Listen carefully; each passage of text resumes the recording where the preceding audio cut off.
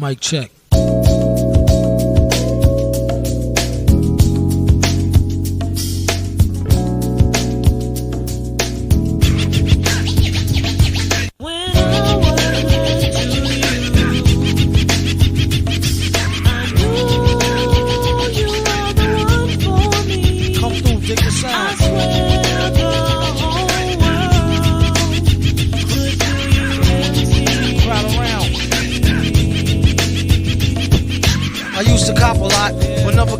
Drop, hold mics like ponytails tight and bobble ops. Stop, stick around, come through and dig the sound of the fly brown 6060 cycle. Who throws hits around, bound to go through. Ladies and gentlemen, my special guest today, Jermain Miller, is a 4-time best-selling author, dynamic speaker, visionary publisher, and the founder of JM Publishing LLC.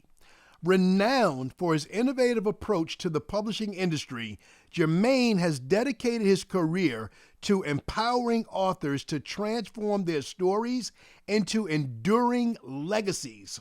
With a deep understanding of storytelling and strategic branding, he has helped countless individuals achieve best-selling status, establish thriving personal brands, and unlock new streams of income through their intellectual property. But he himself is amazing. Ladies and gentlemen, my brother, my friend, my publisher, Mr. Jermain Miller. Brother Jermain, how you doing today? Oh, man. I don't know who that introduction was for, but I'm happy to be here with you, man. I'm super proud of you, and thank you for having me on today.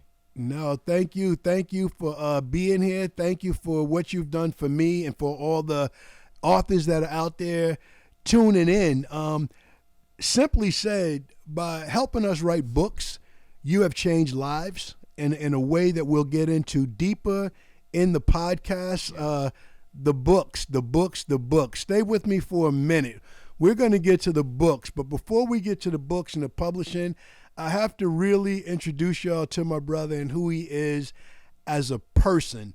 So, Jermain, I want to talk to you about some values first before we get to the book. Talk to me first about one of the things I love and admire about you most. Talk to me about fatherhood. Yeah, fatherhood. I was thrusted into being a full-time dad about 6 years ago. And, navigating being an entrepreneur and, then becoming a full-time single dad was definitely a merger I wasn't prepared for. And I remember being super overwhelmed one day and calling my mentor, Mr. Les Brown, which a lot of people can't say that anymore. Well, I called him, and one of the most powerful things, and he says a lot of powerful things, but what he said that day really changed my outlook.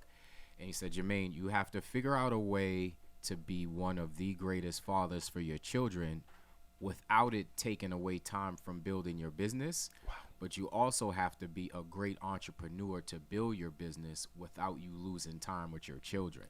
Wow. And I'm like, wow, that sounds very easier said than done, but it was a journey. Right.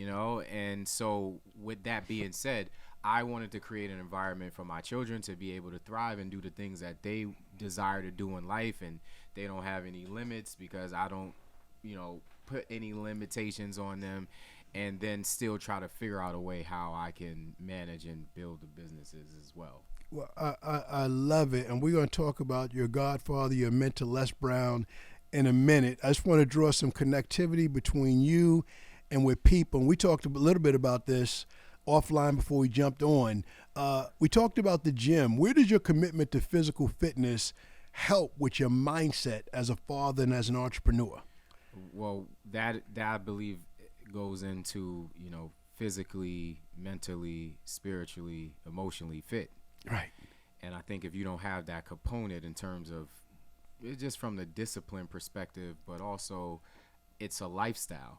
Yes. And when we start creating these specific types of habits and routines, then life starts to look a lot better when we do those things initially, just really taking care of ourselves. Right. So for me, the gym has became more than a safe haven or more than a place where I go to work out, to release endorphins, but it's just become a lifestyle for me, and that's super duper important. I love it. I love it. I'm very, very far from your level because I see the videos. You have numbers on your weights that I want no part of on my weights. But this week I'm on day 4. I'm trying to be consistent in life, right? I'm working just on the word consistency, and my plan and my prayer is to show up tomorrow for the first time 5 days in a row in forever. How important is consistency to you in your routine? Consistency, right? I believe, there's a powerful quote about commitment, right? Doing something you said you would do long after the mood and what you said is finished. But you can actually use that with consistency too, because consistency, I believe, impacts everything we do. It also impacts our ability to be disciplined, right? So discipline is being not just disciplined in one area, but being disciplined in all the areas of our life. So when we talk about commitment and discipline and consistency, to me, they all kind of are in the same family. And, when you have a system in place, then the consistency starts to become a lot easier. I think where we have issues with consistency is when we don't have a system, one, and number two, we don't really have a large enough goal to be consistent at every single day where we're going after something that ultimately gets us to the big picture. You said something powerful. I was going someplace else, but I can't let that hang out. Why is it important to have a large enough goal instead of just like these small inchworm improvements? Yeah, I think most people set goals that are achievable because they don't want to feel like they're failing for not getting to something that they really can't get to within the timeline that they said they wanted, right? So a goal is something that's supposed to stretch you into becoming a different type of person in order for you to get it, right? So like when you talk about the gym, or you talk about consistency or discipline or all of those different things, that is causing you to become a different type of person in order to achieve something. So when we talk about having a bigger goal, like a large goal, I have to become a different type of person in order to accomplish that goal, because my goal is here. I'm here. Yeah. My goal's not going to come down and get me. Yeah. I got to rise to the level of my goal. So with that being said, I think that that's the challenge, right? The challenge is I don't see myself worthy of the goal, so I won't stretch myself to becoming the person to get the goal. Wow. Put a comment right there. If you can connect to that, whoever is watching this, whether you're watching it live, whether you're watching the recording, put a comment right there. If you can connect to that feeling that you have this goal, but you don't feel worthy of it. Yes. You don't feel worthy of it. You might not be in a support circle of anybody helping you, and you might have to do this entrepreneurial author journey alone. Yeah, exactly. And that too, I think, is we're looking for validation, we're looking for support, we're looking for people to come and rescue us and save us and do all these different things. But the reality is, wherever we are in our life at some point, and I like to use like rock bottom, because I think that's very influential in whether or not people's lives are going to change. But when we use a rock bottom place, we've all been there before. Yeah. Right? Yeah. And we've sat down on a couch, or we sat down at the edge of the bed, and we say, you know what, I don't want my life to look like this anymore, right? Because we've gotten a vision for the goal, but we didn't get the vision for the journey. Life doesn't give us the vision for the journey. It only gives us the vision for the dream of the goal. Right. Because if life gives us the vision for the journey, then we look at the journey and we say, you know what, I don't want that goal. Little I bit don't more. want to go Yeah. I don't want to go down that road. No. Like, make it a little easier for me to get Yes. to my goal. Yes. So I think that's super powerful when we look at it from that perspective. No, that is more than super powerful. Just jewels. I could just listen to you talk, but let me talk about your godfather. One of the connections that you and I made. You had your godfather, your mentor Les Brown, come to an event, Madison Square Garden. I took my son, I took my staff. We were there to see him. Talk to us about that connection and what it means to have someone of that stature as a part of your life. Yeah, initially, I believe if you're in a motivational space or a place where you needed inspiration, Les Brown's name has to have come across the timeline, right? Yes. He is the greatest, in my humble opinion, when it Yes. comes down to impacting people's lives. And so he was always influential from, the books, watching videos when I first started watching him in my life. He helped me weather my times. So my goal always really was just to know him. It wasn't like I had this goal to get to know him. So, I went to this seminar one year, and I thought I paid for the right ticket to take a picture with him. All I wanted to do that event, all I wanted to do Quick that selfie. event is just get a picture with him. They have the events where he signs Pay a little more, something, they yes. take a picture. So I get ready to go up, and I'm ready to take this picture, and the lady goes, well, based on your badge, you have the wrong package. Wow. And I'm like, well, I thought I got the highest package. They're like, no, it's one higher than that. And so I drove to Philadelphia, so like I'm tight. It was at Temple University, and I'm like, man, I drove all the way down here. I can't. And this is super powerful about manifestation, because I could have left the event because Right. I really wanted to meet Les Brown. Right. I don't need to hear what he had to say. I'm motivated. You but I'm already heard already everything. like, listen. But I went and I sat in my seat, and that day I said, you know what? I'm not supposed to be in his life as a picture take. I'm supposed to be in his life as a spiritual son. Wow. I don't know anybody who knows him. I don't care to know anybody who knows him. That's not what my assignment is. Right.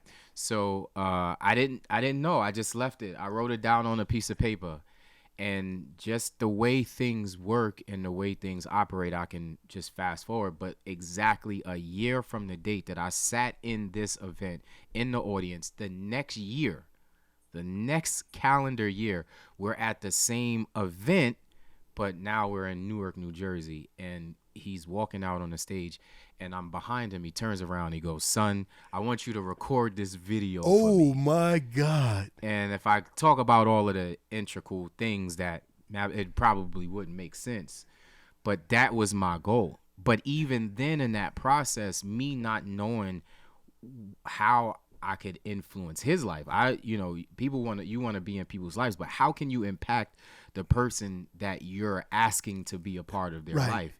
And so I needed that time too as well to adjust, and obviously being able to speak to him, from a personal development perspective, and some of the people that he's been able to talk to and work with over the years, and it was just incredible coming together. Man, I love that story, and I know you sharing that story is doing a lot for people listening to it that have their own spiritual godfather, godmother in mind, that they want that connection, that validation, that inspiration, that relationship that takes you to the next level. I'm asking you about one other person. My introduction to listening to motivational speaking, inspirational tape, comes from the person who I think is probably the father of motivational tapes, Earl Nightingale. You and I was in Arizona this summer. We were having a conversation, and you shared a story of your connection to the Nightingale family. Yeah, that was another unique story too. Diana Nightingale, who is the late great Earl Nightingale's widow, she was about 30 years younger than him. And, I had listened to The Strangest Secret to a point where I could probably recite the entire Strangest Secret.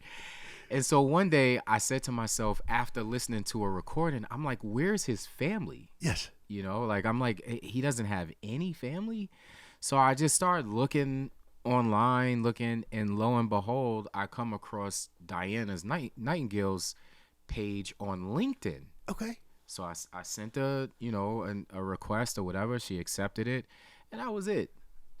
And I said to myself, you know what? I'm gonna listen to The Strangest Secret for a year straight, every morning. This was my goal. Like I said, I was every morning. I'm gonna listen to The Strangest Secret a year straight. Do you know? Around the year mark, I get a message from Diana Nightingale in my LinkedIn asking me about speaking to her with regards of carrying the Earl Nightingale legacy. And she just basically was like, I felt led to reach out to you. I have no idea. And I'm like, are you serious?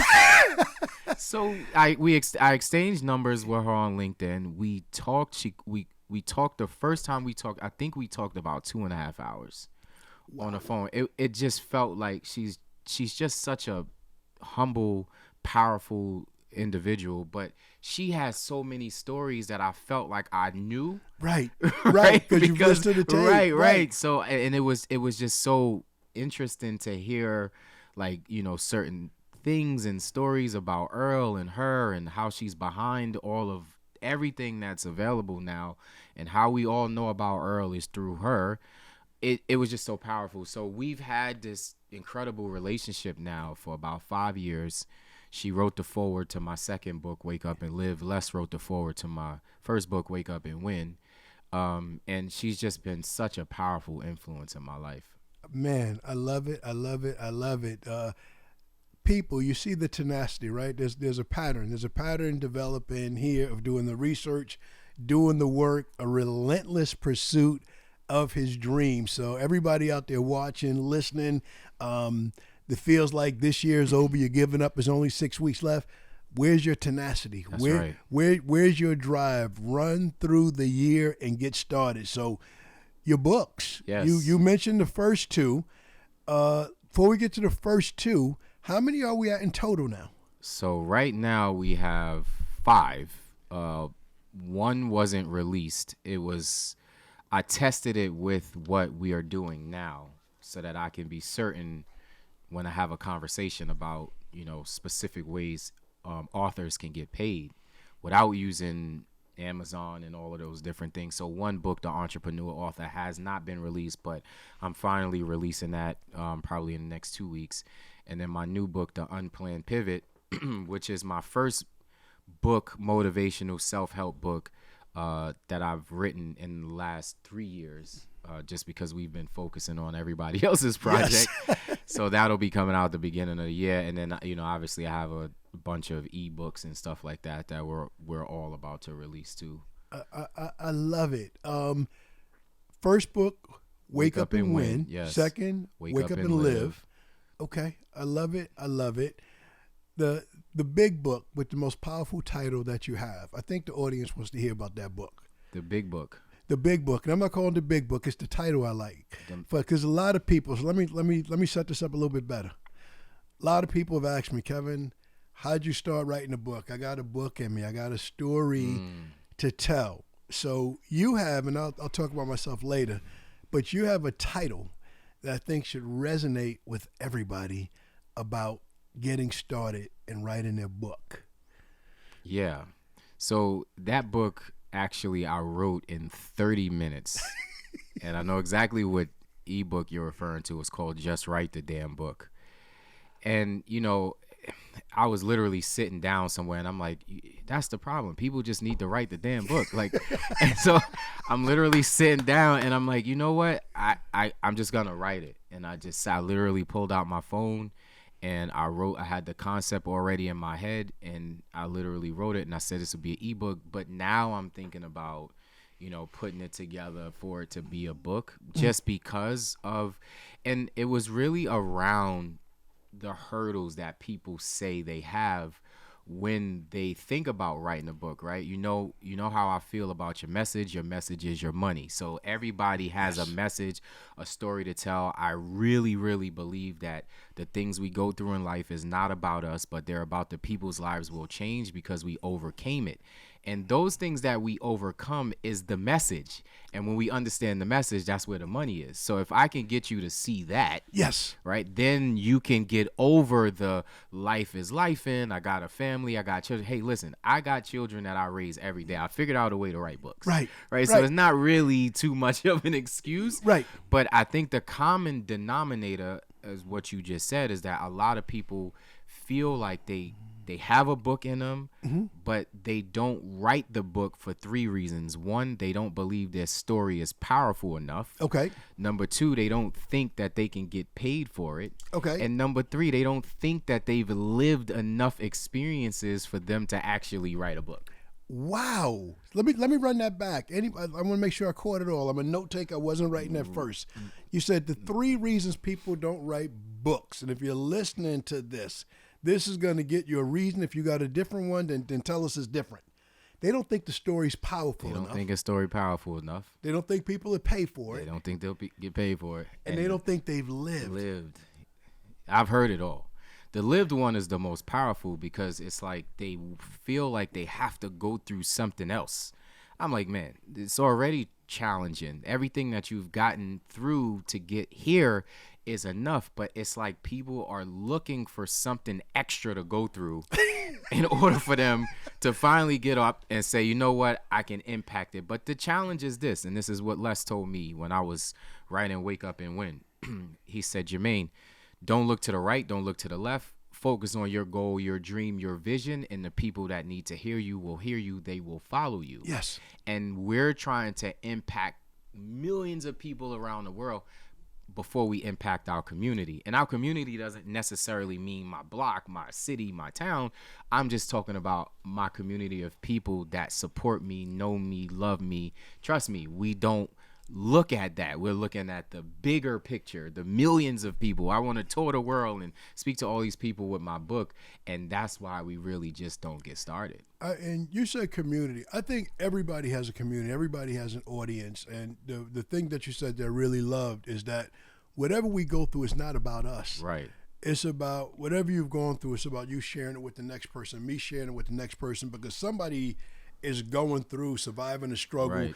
Think they can't survive a struggle that you've already survived. Right. And that's the thing too. When we look at it from that perspective, people are either getting ready to go through it, they in it, or they overcame it, but they're dealing with the traumas of it. Right. And you've done all of that. Right. And now you can go back and say, hey, I've started that journey, or I've went through that journey, or I've overcame it, and this is what I was able to do because of it. Right. So even when we talk about experts in your field, you have X amount of years of experience in your field. Why would I not come to you and take the mentorship leap? Right. Why would I not come to you and sign up for something that I can skip the whole entire process, the drama, the hurt, the pain, the frustration, pay you and let you help me avoid all of that? Why wouldn't I want to do that? It just makes sense for all my insurance agents, my Allstate agents, my captive, my independent agents that are out there.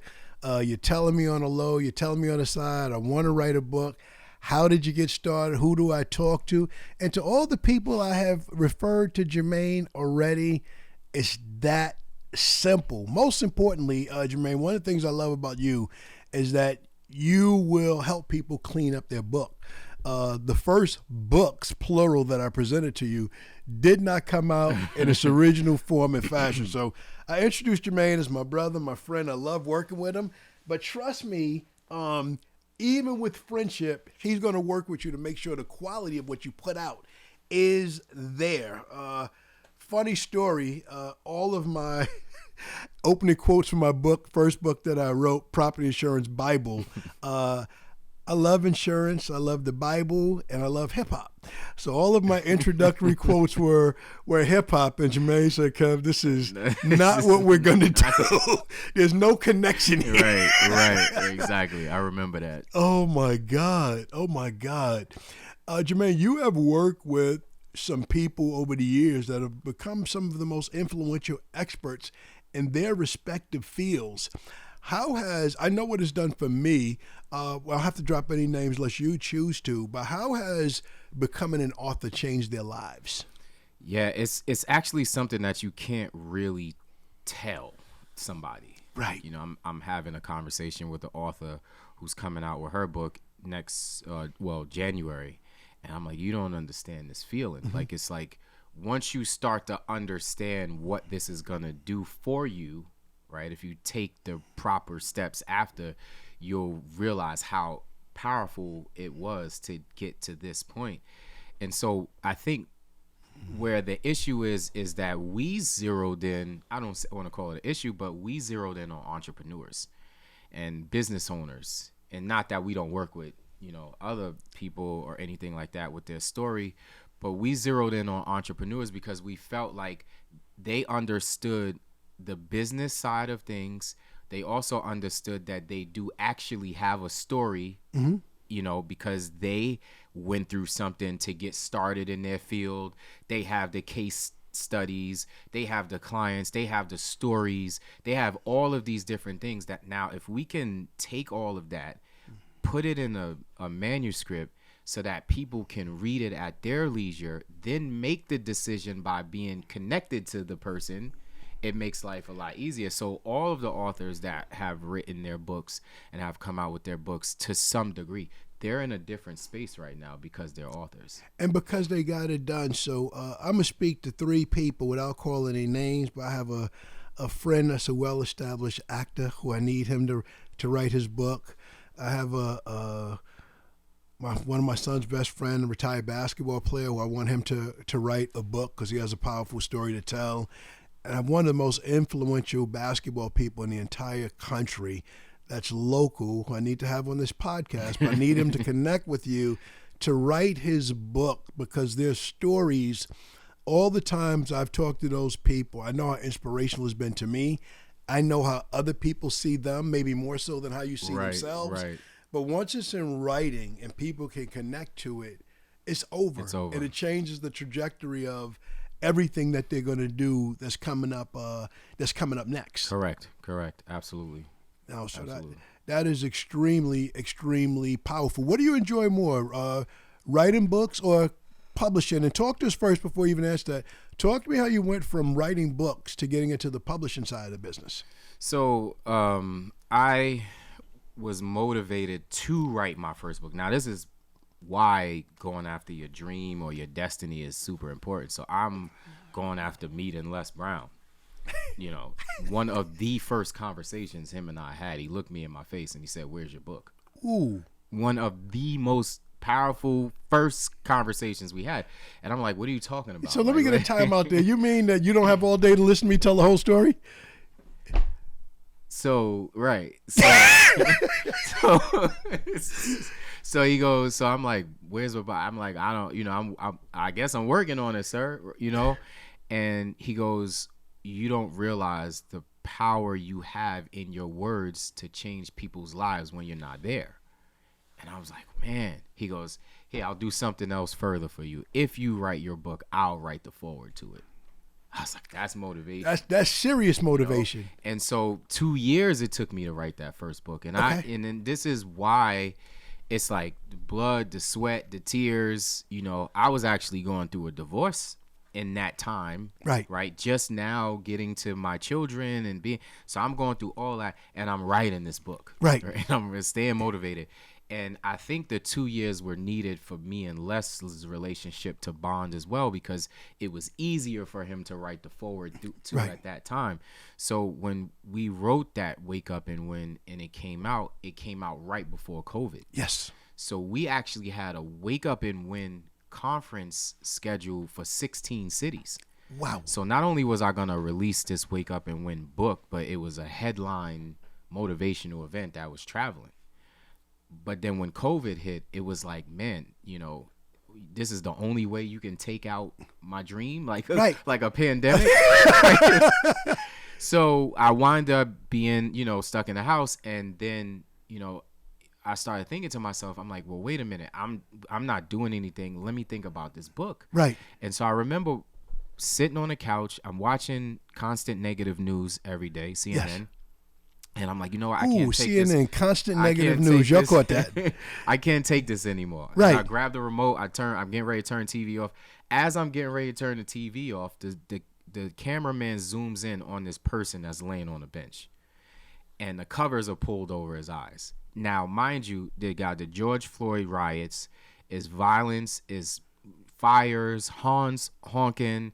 Everybody's outside screaming, going crazy. The guy is on the bench with the covers pulled over his eyes. And I said to myself, we're in a pandemic and people are so afraid to live their life. And I was like, that's it, man. We got to wake up and live. Yes. And so I ran into my office, and I swear I was in that office for like 6 days straight. And I write this book, Wake Up and Live, in 6 days. So all of the things that I had gone through, which is super powerful, because when you think about like a story of like Thomas Edison and Think and Grow Rich. Thomas Edison, the inventor of the light bulb, he's got all these different types of inventions. But the one thing that he said that was so powerful when he invents the light bulb and then he goes to the talk and dictating device, which was his second big invention, is he goes, I failed this many times, so now I know right? That it's about failing to get this right. But the adversity and the things that I've dealt with going through this, now the rest of my life is easier because I've overcome that. So I took all of that adversity and Wake Up and Win. I put it in 6 days of Wake Up and Live. And then we pulled Diana on that script. So then you have a conversation with your mentor. He's talking about having unshakable focus. I'm like, yeah, you're right. We need to have unshakable focus. And then I do unshakable focus in 2 days, right? And so now I'm like, okay, I understand what's happening here, like how to lock in, do these different things. And then that's when everybody starts asking, who's publishing the books? Yes. How are you writing them? Yes. Like, you're doing these at this amount of speed, like what's going on, you're talking, all these different things. And so that's how it actually, the conversation started happening. Got it. So people started asking, a lot of people have business ideas of what they want to do, but what people are asking you, that's what we should be doing. Right. The market is telling you, if you help me, I'll come. If you build it, I'll come. Yep, exactly. That is like incredibly powerful. So anyone that's taking the first step and you're journaling and you're thinking about writing, people go one or two routes. They go the self-publishing route, or they come to a publisher like yourself. You went the self-publishing route and you learned a lot, and now you help people that have never done this before, have no experience as an author, and you help people like me. Right. And it's a bigger picture than you just writing your book and then, getting a cover and then you put it out. So many different avenues and streams, and like understanding the dynamics of this and that and this. You need someone who is not only just reputable, but you can trust and has helped others in the field, in the industries that also bring their message to life as well. So people out there, I have built my reputation on honesty and authenticity, so I'm gonna keep it real. This brother right here helped me publish my first 3 books, beautiful bestsellers, delivered. Now, who can relate to what I'm going to say next? I know so much is going so well, I almost made the mistake of self-publishing the last 2 books that I just wrote. But something in me said, Kev, it's all the way done. The covers, I was posting pictures of it. I said, talk to your mentor, talk to your coach. Gave it to you. He said, it's all right, but it's not the quality of what we put up before. So I needed that feedback. That's why I couldn't finish. So if you want to know what the delay was between when I said they was coming and when they came, I went back to my coach. It was the Olympic time, and I said, Jermain, I feel like I'm in Paris by myself. I need my coach. Revise from cover to content to word by word. We cleaned it up, and thanks to you, it became a bestseller again. So Absolutely. I appreciate the feedback. I appreciate you not saying you wayward student, you went to the left. my Don't prodigal student, prodigal author. Oh my God! Now all good stuff. You're working on a lot. You have the book, which I know what you're talking about, that you haven't released. What do you want to talk about that book, and what do you want to say to aspiring authors that want to be published that I haven't asked you about yet? Yeah, so my new book, which is it is motivational, because I think all of our stories should have a motivational undertone to it. We're motivating people to do something, right? So it's always a motivational. But my new book, The Entrepreneur Author, came about when I realized that people were publishing books, but they didn't understand how to build a business with their book. Yes. So, that's another reason why people won't write a book, is because they don't understand that they can actually earn a lot of money with it. Or they go, this is my life story, or this is what I do. I don't really care about getting any money, and missing the whole play, right?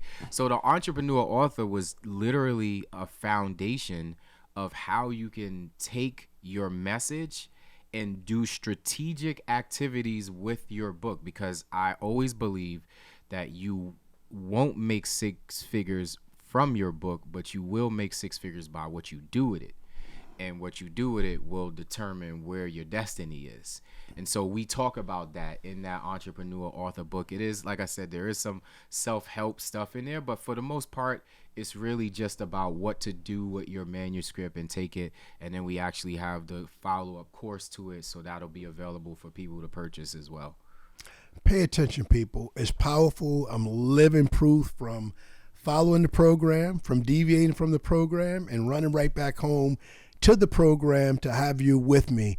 Jermain, last year I had you at my Wind Down with Kev wrap-up party. Right. And you just gave a few words that was so inspirational to everybody that was there, that was encouraging. So if I can ask you to do the same thing there to somebody watching this live or listening to the podcast, that'll be available on YouTube at Wind Down with Kev later after we run it and post everything up, that has a story. They've survived cancer, they've lost loved ones, and they've found a way to get up and keep going, or any of those things that people go through every day, but they need that one push to be encouraged to write the daggone book. Talk to them about it, and please give them some encouraging words. Yeah, absolutely. It's probably one of the most dominating reasons why I took this new manuscript and, I really wanted to release it, is because the title of it is The Unplanned Pivot. And it's literally about these pivots that happen in our lives and what we do or don't do after it. Right. And so just to kind of piggyback off of what you just said, there are these events that happen. People lose loved ones. We, get sick. There's a setback. There's business failing, or, the money's not there. The relationships fall apart, health, whatever it is. Like what I said earlier, it doesn't give you the vision for the journey. It only gives you the vision for the dream. But life also sets these pivots in place. And we have an option. The first option is we can allow the pivot to not change us because we cling into the past. Right. Oof. Or we can allow the pivot to change us because we weren't on the right path to our destiny. Now, with that being said, if you've been in a pivot and you've overcome the pivot, then you have a story to tell. Yes. And I think that once we remove the embarrassment or the grief or the shame or the fear of what other people will say about our story, right? No condemnation on ourselves anymore, then we will be able to write the book with power. Right. So I feel like everybody has a story, everybody has a message, but you have to believe that your story, your message is powerful enough to impact the lives of other people. Then you'll say it. I love it. And just getting past the hurt, the shame, the parts that nobody knows about. People only know parts of everybody's story. Nobody knows the whole thing. Right. About anything. You just don't know. You just see the results and you speculate and you cling on to what you think may have happened, but nobody knows the whole story but you, and they won't know unless you tell it. Right. That's true. That's true. That's what we're waiting for. So you said this is in your bio, and you said it while we talked about it. It says, at the heart of everything Jermain does is a simple but profound principle. Your message is your money. Period. Expand upon that. Yeah, so it's really what it's all about. Like, you have a story, you have a unique story. Every one of us were sent here for a purpose, and we all have a unique story. Once we understand that story, then we will realize that story is our message. And when we get the message, that's when we get the money. And the money doesn't necessarily mean the cash flow, or it doesn't have to mean, it could just mean the life we wanted to live, right? We now creating courses and seminars and all these different things. You came to me before the Property Insurance Bible and said, I'm getting older, I don't know how much longer I want to do this, I want to spend time with my grandchildren. And then poof, now all these things are opening up for you to be able to do those things. So I really believe that once we're walking in our greatness, once we're walking in our purpose, that's the message. That's it. And then once we get the message, we'll get to the money. And the money, I love what you said. It's peace. Peace is payment to me. Right. If I have peace of mind and writing Right. is cathartic. You just like get some Right. things out that you're carrying around that you haven't said. You haven't even journaled it to yourself. Right. You haven't even posted it because you don't want that, Right. social feedback. But once you begin to write it, you also make sense of the journey. Right. Right. You also begin to make sense of it, and that buys a certain amount of peace, and it does open up doors that I just didn't see opening, that I did not see. It's a completely new identity. It's life-changing. It's game-changing. We're coming to the end, but I got too many things to say to stop Yeah, before it's time. Networking events is what brought us together. I don't know what came first, whether it was the Les Brown event. I think I'd met you before that at MG event. But one of the events in 2019, right before everything shut down, and I think it probably preceded the tour. We're at a hotel in Queens near JFK Airport. You were the featured speaker. I was a vendor with a table. And before you go on, you started helping me with my Audible. You just started helping me. I'm like, this is another connection. It's the same brother that I got the ticket for from Les Brown. And I wanted to listen to more books, and you just helped me with it for a second. So I'm like, cool. That's a friend. And then we connected again. I think we connected on the books. I was getting ready to give a real estate and chill event or something, and you caught me up with where you were with publishing books. And I'm like, well, I've been kind of writing. I said, I think I have a book. I kind of been doing it for self-therapy to get through the pandemic. And the rest of it happened. So how important has networking been in your journey and the people you've met from the first jive down to Philly to everything you've done since? How important has networking been in your journey? It's been super important, and I stay behind the scenes, which I'm gonna work on not doing anymore. I didn't realize how many people I know, how many people I've connected, with, to other people. Like, I just had no clue, because I'm just, I genuinely really want to connect people and make sure everybody wins. But it's super important. One of the most important things is to make sure your name is clean, right, and that you remain integral in your work in every aspect and every component, so that people know you for who you are. I mean, I feel like at this point in my life, I can shift and do anything, and just based on my reputation, people will support that, right? Because of who I am as a person, but also who I am as what I give. We're in the process of releasing a book around networking soon, within the next couple of weeks, with a very established networker, author. Don't really want to say the person's name, but okay. So, and he, to me, we were having this conversation recently. I said, we've known each other for X amount of years.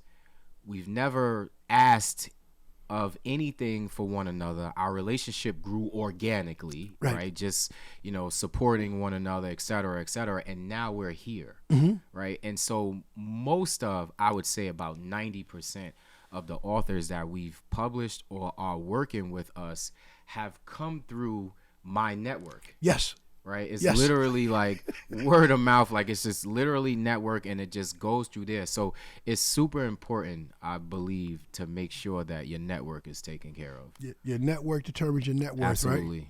Absolutely. Jermain, powerful. I asked everything I had in mind, but the mic is yours. Talk to the people. Ladies and gentlemen, what you said about yourself is true.